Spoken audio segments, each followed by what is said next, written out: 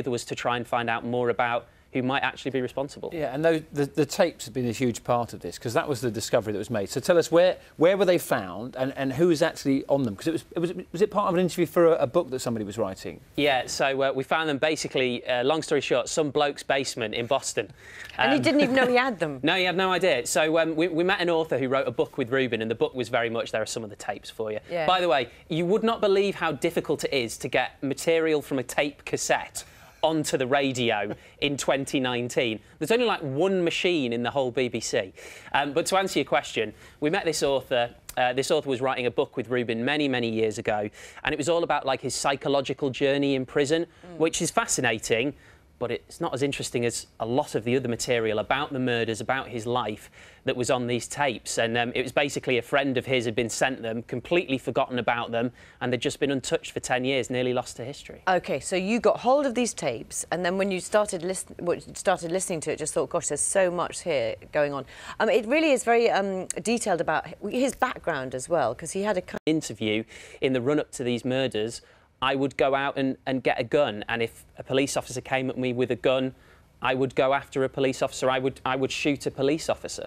And one of those, the piece of evidence which was used in both trials, as far as I can see, was that there was ammunition found in their car, which was actually matching the gun that was used in the murders. What's the sort of explanation around that? Because that can be pretty damning evidence, can't it? Yeah, and that's actually the only piece of physical evidence in the entire case. One piece of physical evidence.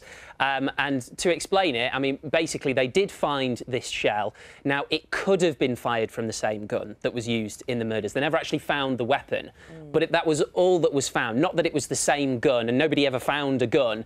It was that it technically could have been fired from the same gun. But what you find is every time you find a piece of information, a piece of evidence, there's always a bigger story. And the bigger story with the shotgun shell that was found is that actually the police only logged it in their system 5 days later. So you have to ask yourself, why on earth was it not logged at the time? Why did it take 5 days? And there are plenty of conspiracy theories about this case.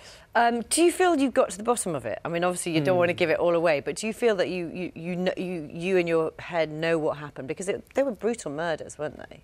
Absolutely, yeah. And that is a big part of it. You know, I mean, we met family members of the victims, which is, again, you know, there's so many sides of the story that have never been told. Nobody's spoken to the prosecutors before or the cops before, so we've definitely got both sides of this. And having met the relatives of the victims, you want to try and get as close to the bottom of it as you can. I'm not going to overpromise. I'm not going to say that, you know, by the end of the series we're going to say definitely this guy and definitely this guy. But what we will definitely be doing is we will be bringing names forward that have never been in the public domain before. And it also sounds like the sort of story, because I mean, it's got to be told in a long form, isn't it? So it's 13 podcasts. That's right, It's like a half-hour long. Is it the sort of thing that you're hoping that once it's out there, people will react to it, and you might have to come back and do another series and maybe follow it on a little bit further down the road? I'd love another year off rota. Yes, I think so. I mean, as a result of the series, there will be a lot more information, new information that hasn't been in the public domain before. It's not just the Rubin Carter tapes. We've got a tape of the lead detective who's never, ever had his say on the case. You know, a man who was demonised for the way he treated Rubin Carter and John Artis. So there's a lot coming out that I think maybe people will react to. And from a sports point of view, he was an exceptional boxer, wasn't he? Yeah, he was. And this is one of the things, you know, the critics of Carter, particularly with the Bob Dylan song, say, oh, you know, it's not fair to say he could have been the champion of the world. He had a middleweight title fight. He lost it to Joey Giardello. It was painted in the Denzel Washington movie that was, you know, a completely false result, and it was all racially based. It wasn't. He lost the fight. Rubin Carter knew he lost the fight. He says in the tapes, he doesn't, I lost the fight. But yeah, I mean, he's certainly somebody who is an unreliable narrator. So when he describes himself as sparring with Sonny Liston and talking about how brilliant he was, you must take everything he says with a pinch of salt, but no doubt a great fighter. It is absolutely fascinating. Thank you very much indeed. Episodes 1 to 3 of the Hurricane Tapes are available now on the BBC Sounds app. Thank you. And it's 13 episodes in all. Steve, really good to talk to you this morning. I'm not sure we've got any sort of hurricanes on the way in the weather, but we do have a bit of snow. Yeah.